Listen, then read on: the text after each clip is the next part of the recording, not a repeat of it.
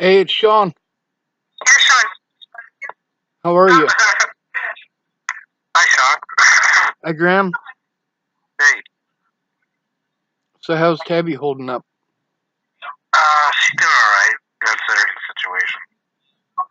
Yeah. That was kind of a shock to everybody.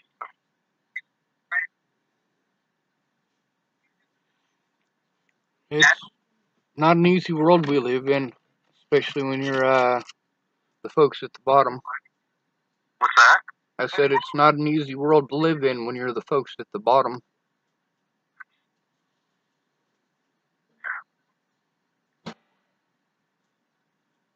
So how are you holding up?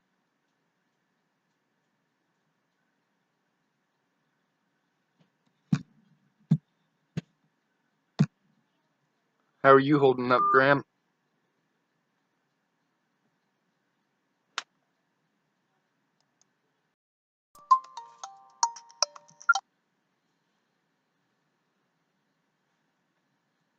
I think we disconnected again.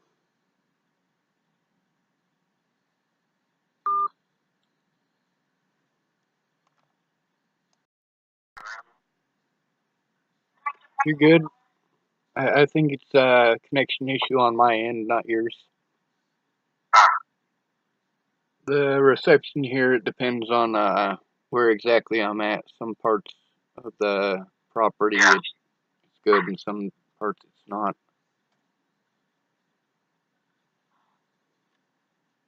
You still Yeah, I mean,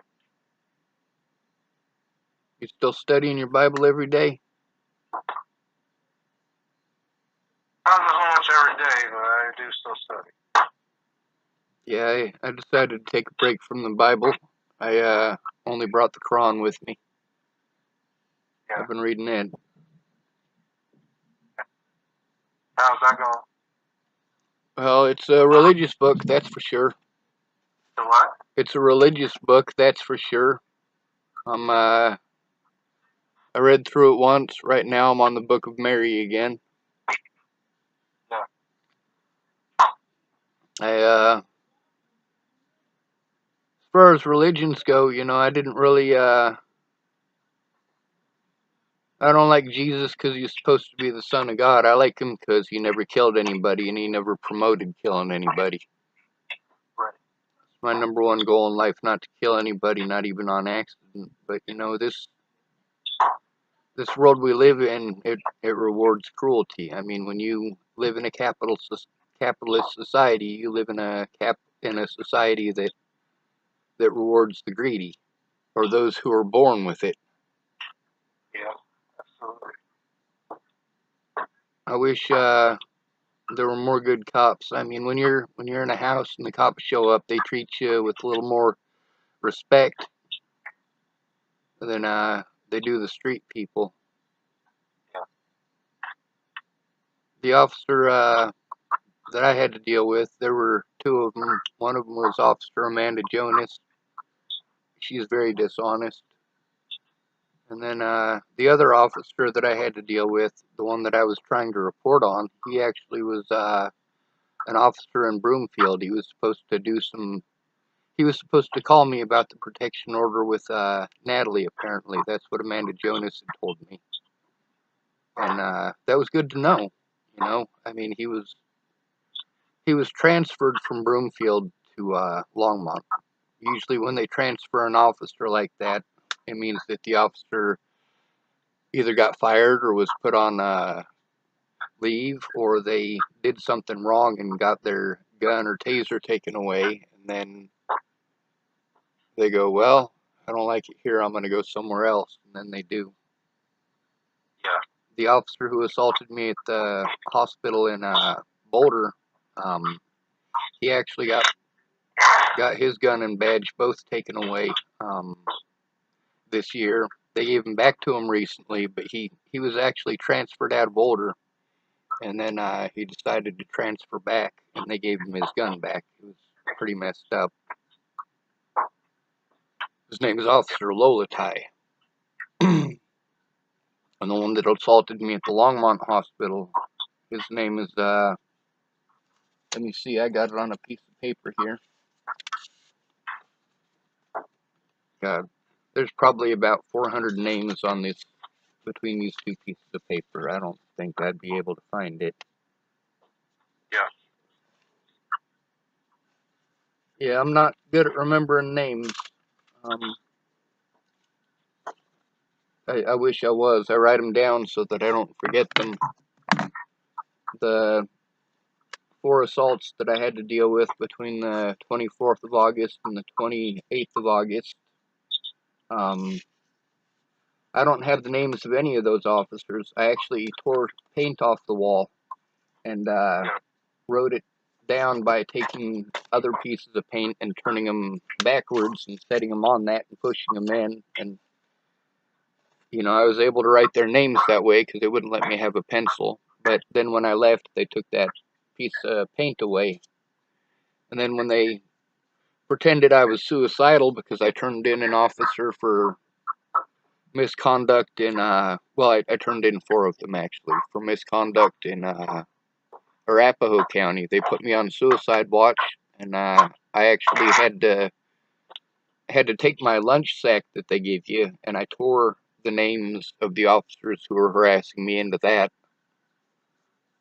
Yes. But I didn't just write down the bad officers. I wrote them all down. You know, I remember the stories, and I write their names down so I can have the names to put with those stories. There's important stuff, you know, the who, what, when, where, and why. That was all in my backpack. And every time I went to see the police, they took my backpack away and then wanted me to commit to memory. They didn't care. I mean, the border police, what they did in January, that was completely uncalled for. This, all with Natalie's family, could have been dealt with in a civil manner.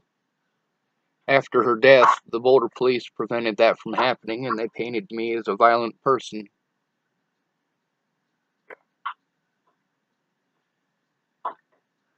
Was I ever violent with you? That? Was I ever violent with you? Sorry, were you ever what? Violent? Did you ever feel as if I'd hurt you? No, not at all, Sean. I don't get it. There are so many people that don't know me that their opinions get to matter, and then there's people that know me that, like Tabby. You know, I've known Tabby for over a decade, Yeah. and she knows me in real life. And what she, I've always told people, man, you're not unreasonable, and a lot of what you say is actually truth. And I've never known you get violent unless you absolutely needed to. that's important to know. I don't know. You know, I'm not gonna pretend I don't get things wrong because I do. You know, with everything that was going on and me constantly in movement and everybody messing with me and all of those web crazies. You know, I mean, her family dealt with them web crazies too. The difference is those people are actually mentally unstable. Those people are meddling and, you know, fucking with people's heads. And really, her family should have been adults about it and talked to me. While Natalie was still alive, they should have been adults about it instead of sending friggin' crackheads after me, meth heads. Yeah. Natalie did meth and heroin, but her addiction was heroin. When I was in Arapahoe County Jail, I actually was in jail with a guy named Jeffrey Ritchie. I think Tabby knows him.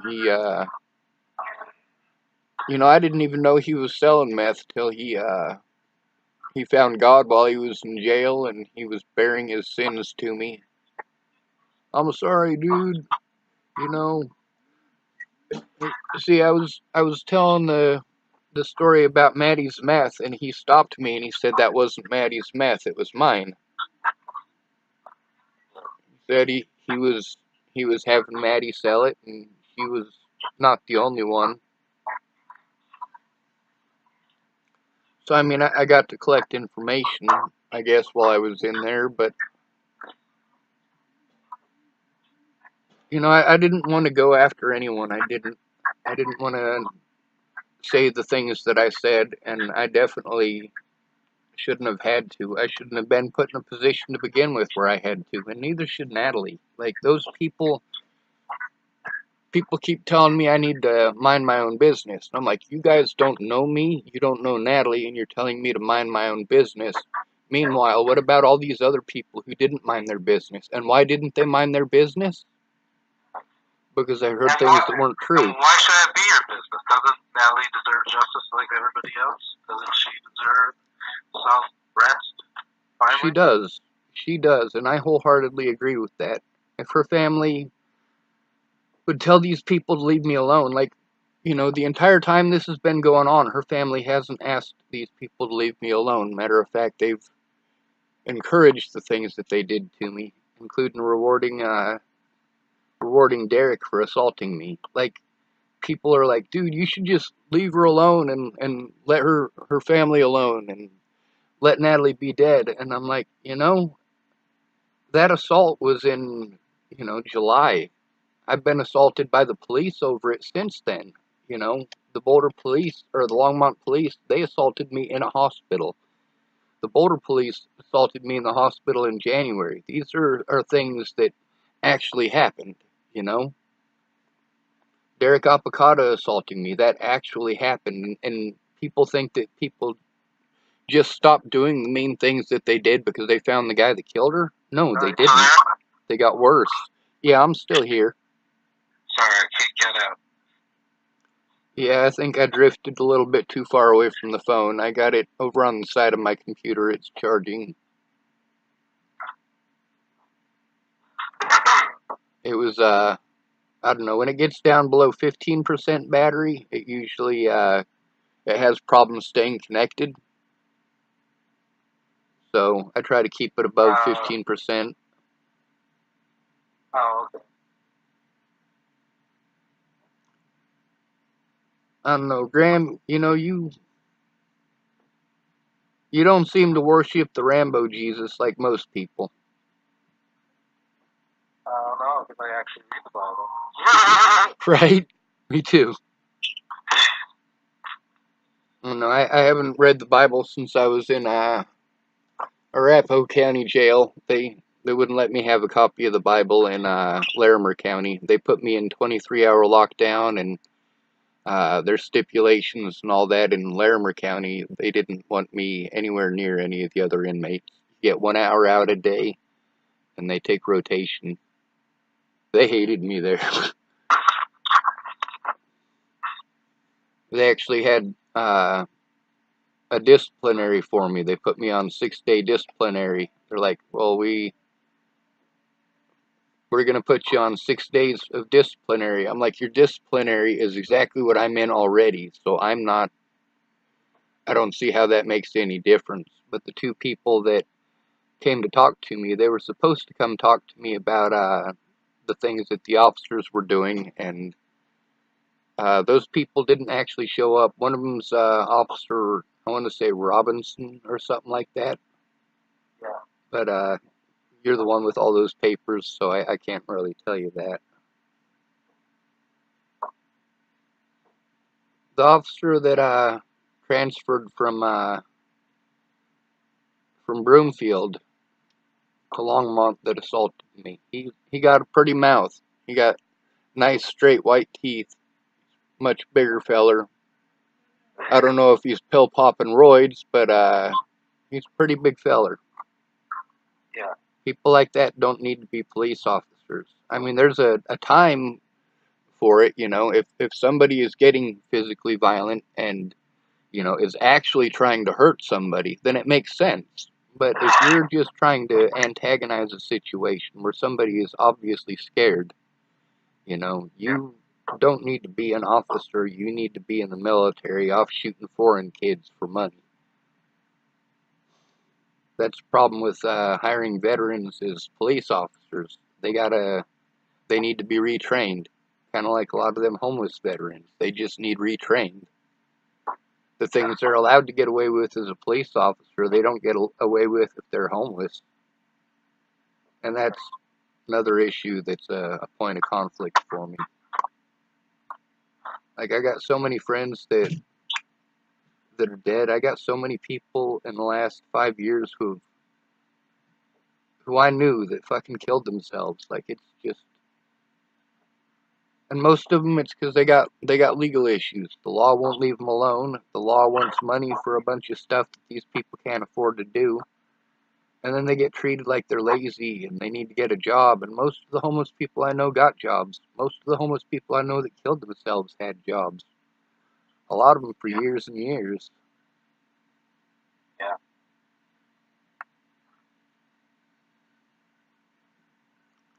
So, I don't know. What's that? I want to die too, but I also want people to be educated. I want the truth to be out there. I don't want the Bollingers getting away with the things they did to her or things they did to me. They gang stalked me and they harassed my friends too. Yeah. Although most of my friends folded, and I definitely let them know I was unhappy about that. I had to trust people that I don't trust. When I left Virginia, I'd already gotten all of those people out of my life. Candace was out of my life. Veronica was out of my life. Jerry and Lana and Amanda were all out of my life. And Natalie and Alicia were out of my life. And, you know, if I hadn't been assaulted, I wouldn't have been begging Maddie and Alicia and Natalie to leave me the hell alone. I wouldn't be asking them to put a stop to it. I wouldn't be asking them to call off the dogs. And with Miss Jerry and all of them, like, when I left, we didn't have that issue. Nobody came to threaten me or assault me over them. Of course, when I went up to Montana this year and they pulled all the shit that they pulled, I still don't have anything nice to say about those people. They lied outright, they stole evidence, they treated me like shit, and then they want to play the girly thing. Oh, feel sorry for me, I have boobs. No, fuck you. If you're a piece of shit, you're a piece of shit. I'm not sexist. I'm not interested in having sex with men or women. Yeah, exactly. But, you know, that's something that I've been watching a lot of videos from other people who are actually autistic. And I've been noticing that there's a lot of other autistic people just like me. They're not interested in sex, they want to cuddle. And I think that's just because of the whole devoidness of human contact. Like, a lot of times, for me especially, I'm afraid when people come up to give me a hug, if they don't announce it first, I jump back a lot. Yeah. Although I used to give out free hugs on Pearl Street. Yeah? Yeah, I'm here. Man. Yeah, I'm gonna adjust my phone. Can you hear me better now? Yeah, better. I'm sorry I've been talking for an hour straight. Oh, no, it's fine, man. I enjoy talking with you. Well, I should probably let you vent a little bit. What are you up to? A lot, man. Yeah, store. Yeah. Oh, yeah, well, you do that. And, Josh left. Me and Tabby are together. Yeah, Well, you got a huge family now, and you didn't even have to do the work to make them. God, yeah, I think that. I said, ah.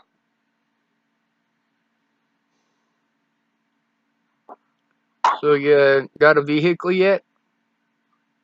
No, not quite yet. Or is it we want to get a minivan? Yes, sir. Well, that'd be the thing to get with as big as that group is. Yeah, absolutely. So Mariah's not hanging out anymore? Well, she's got a basically a two-seater, I guess. That probably isn't going to do you guys any good. Who is? Who? Mariah? There's some beef, I guess, between Candace and Mariah. Ah. So she could be a rapper now. Yeah, right? There's beef. Back in the 90s, you couldn't be a rapper unless you had beef. You gotta hate Tupac or Biggie. You gotta do it publicly, and Yeah. yeah. Well, Graham, Yes, sir. anytime you and Tabby want to call me, you can do that. Oh, right on, man. Thank you. Yes, sir. I pretty much controlled this whole conversation myself. I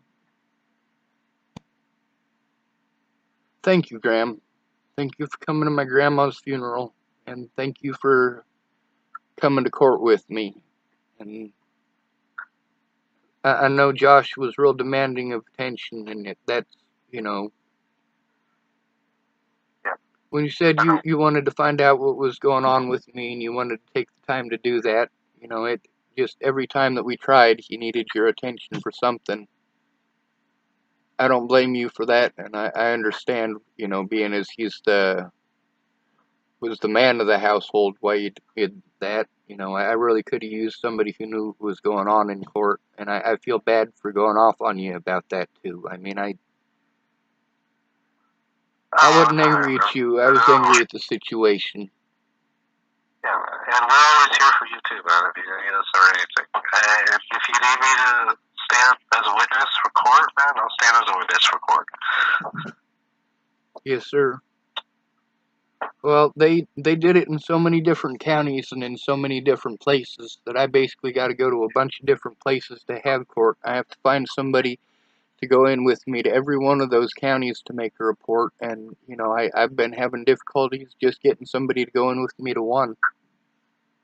Yeah. Peaches did. She went down there with me to the Colorado State Patrol office there outside of Boulder, but they weren't there. They said that we had to make an appointment. So when we went to try to make an appointment, everything went to hell. They made it impossible to turn in the officers who assaulted me.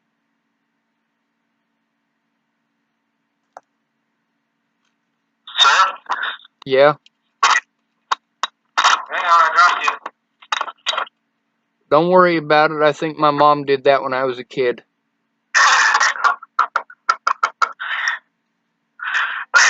Don't laugh at my jokes. It only encourages me. I said, don't laugh at my jokes. It only encourages me. Oh my God. Alright, Graham, I gotta let you go. I'm having some gastrointestinal issues, I think. I'm not farting, but my stomach just started hurting. Yes, sir. Yeah, you're gonna take. Do what? Love you, Graham. Be safe. See you later. Tell Tabby I love her too, okay? Absolutely. And Candace and Sid. Tell them all.